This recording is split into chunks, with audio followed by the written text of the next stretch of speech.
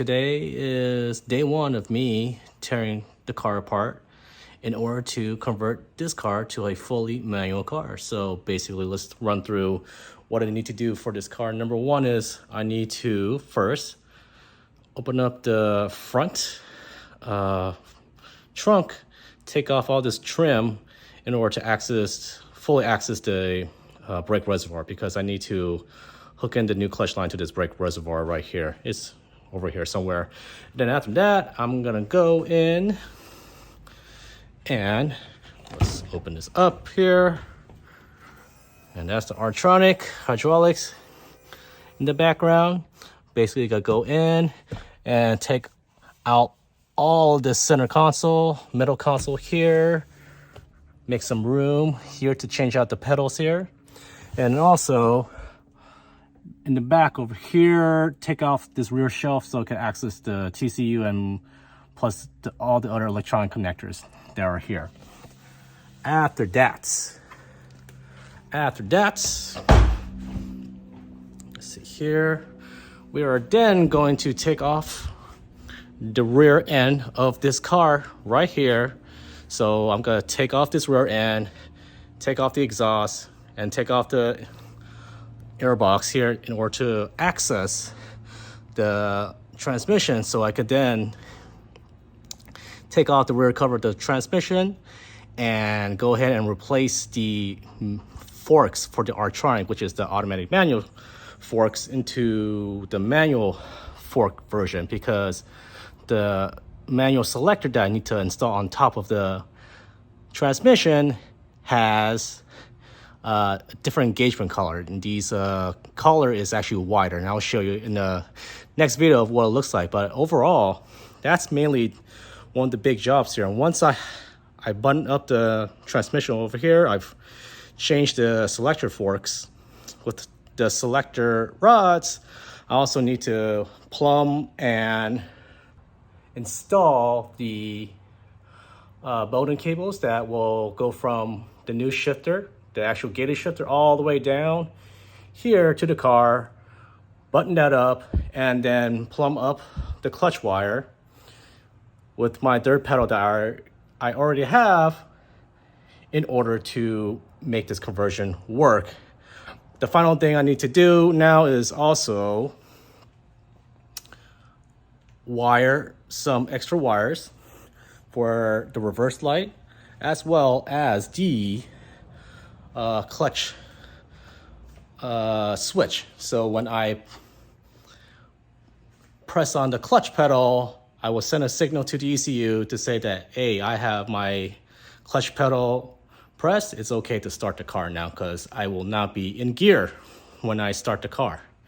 So basically that is it in a nutshell. And oh yeah, by the way, you're gonna need to reprogram this car, reprogram the ECUs and the various other control units on this car to tell it that this is now a manual car. So basically that is the main steps. So let's get started. I'm gonna start tearing apart, getting all the plastic stuff on the front. And then after that, I'm gonna go in and take out all this center console stuff. And finally, I'll be able to jack up the car and then start taking apart the rear of the car in order to get everything out and ready for the manual conversion.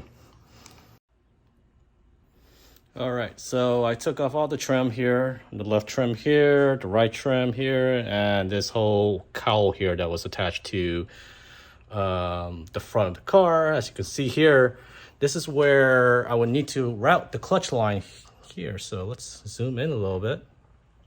This brake reservoir, and right behind here there is a pinched off line right here. This is basically, if you had a manual car, that's where the line goes, because it shares the clutch line shares the same reservoir as the brake fluid. So basically what I need to do is, once I have everything plumbed up, I cut this piece here, I hook a hose here, and it's gonna go down to one of these plugs here, as you can see. If I can like zoom in a little bit more. Oop. these plugs here, right there, goes through the car and then routes to the clutch pedal, where the clutch cylinder will hook up to. So basically, this is the first part. I need to take off the front in order to access the brake reservoir. Now, my next job is to go in and start doing a lot of dashboard trim stuff and get one of my trim tools and start taking off all this area right here. Reason why I'm doing this first, because the battery is still connected, so I can actually move these chairs and seats as much as I need to in order to be able to access the intricate area down here. So let's get started. Okay, so I'm gonna give you some more updates here. So I managed to pull out the rear center trim back here. Then I was able to pull out the front center trim out here, and that one was a little bit difficult because, let me show you why was it difficult right here. Here's the front center trim here. Well, in order to pull this piece out, I need to pull this climate control out here, and the repair manual says you need to pull this clip. There's a little retaining clip with a little screwdriver, and you need to like pry this out and make sure that it's actually pried out here, right here. Because otherwise, if you were to try to take this out, this retaining clip will hit this part here and you won't be able to pull this out. And once you have that out, once I figured that out, then I was able to pull this out with my two hooks right here. And that was pretty straightforward. But yeah, I was stuck for a while, couldn't figure out what happened. I thought I pulled the clip, but apparently it says I need to pull the clip all the way outside of the trim right here.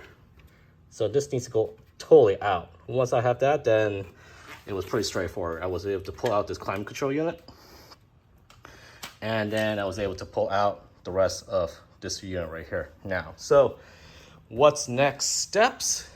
Well, the next steps is for me to start taking out this R-Tronic shifter unit, totally take all this out, disconnect the connectors. I had some connectors already disconnected, and then we'll see where it goes. Hopefully I should see a covered hole or something like that to route the Bowden cables from around here back towards the engine over here, or right there. So that is my progress right now.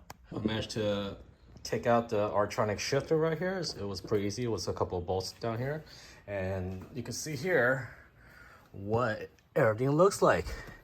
Inside it's pretty blank. There's just like a lot of foam here for sound deadening and to ease vibrations. But basically what we're gonna do next is to start to put the new shifter here and route the two Bowden cables down here through the car here. I'm not sure where exactly you need to route the two Bowden cables, but it goes through here somewhere. I'm thinking probably over here. I need to pry and look at what's going on in the drive tunnel once I have the car all lifted.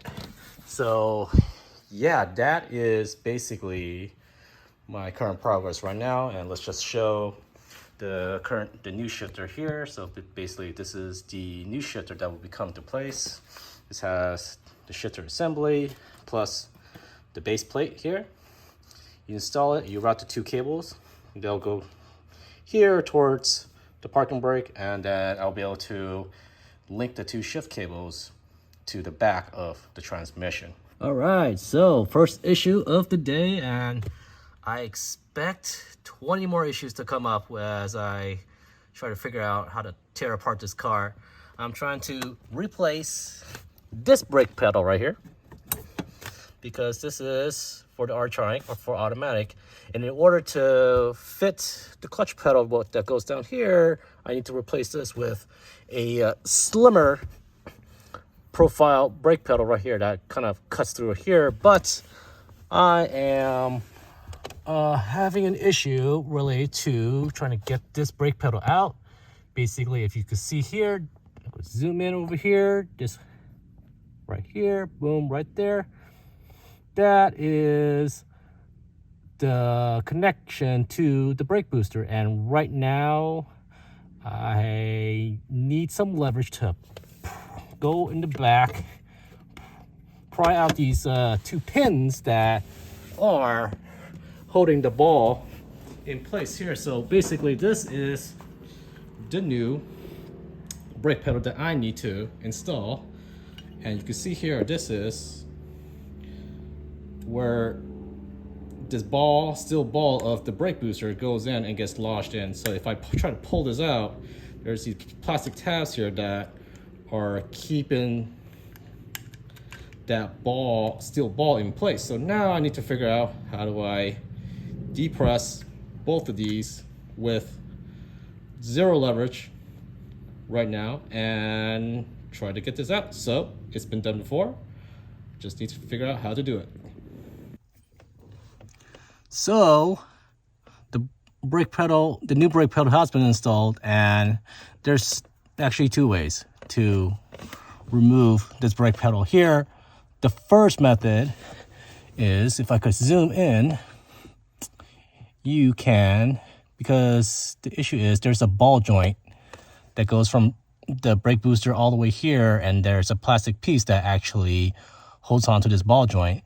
What you can do is actually loosen this nut here. There's a little nut here that screws on the ball joint to the rest of the brake booster. So you screw that off. Or the Audi service manual says you can actually use this little tool here. Basically, you go in here and then you pull here to depress the plastic that is holding on to the ball joint, and then yank it off that way. So either way, those are your 2 options. I opted, since I already had this tool, I opted to use this tool here. So I'll be able to link this tool in the video description below. So if you decided to just want to get this tool and use it, it runs for around $40, I think. But once you buy this tool, you can do other jobs, other brake jobs for other Volkswagen, Audi cars as well. But yeah, if you don't want to invest in this tool, just go ahead and take out this nut here. Right there, go. Basically, what you need to do is go and hold this shaft here with some sort of plier or wrench, and then get another wrench here and untort this nut here. And then you'll be able to separate this ball joint connection here, this connection to the ball joint here, apart from the brake booster here.